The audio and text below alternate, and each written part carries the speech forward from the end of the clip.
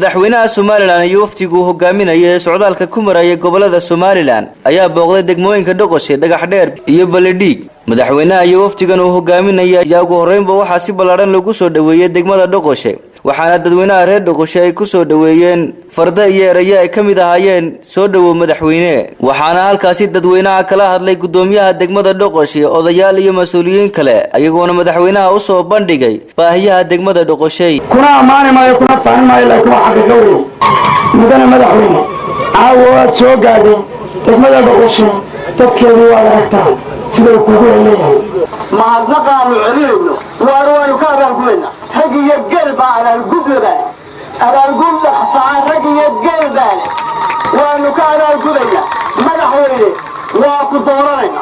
wasiirka arrimaha gudaha oo halkaasi ka hadlay ayaa dadweynaha uga mahad celiyay sida kalsoonida leh ay u soo dhaweeyeen isaga iyo waftiga madaxweynaha. arrintaas oo ayna tustay intii aanu soconay ilaa bari fog ilaa halkaa galabta aanu marayno dhammaan dadka reer Somaliland gobol kasta iyo degmo kasta ka soo jeedeen waqti kasta oo habeenkii gudayno iyo salaad kasta oo kala hayno in rag iyo dumar dhalinyaro iyo waayeel iyo haweenku ay taagnaayeen dariiqyada iyagoo la taagan marxabaysiin qalbi wanaagsan soo dhaweyn qiimo leh ayaanu runtii kala kulannay. madaxweynaha Somaliland oo halkaasi kala hadlay dadkii soo dhaweeyay ayaa sheegay in baahiyaha loo soo bandhigay ay wax ka qaban doonaan. waa kan isagoo arrimahaasi ka hadlaya. qayaale aad noo soo dhaweyseen aniga iyo waftiga la socdaba waa sidii caadadeedin ahayd waa sidii dhaqankeedin ahayd reer Doqoshe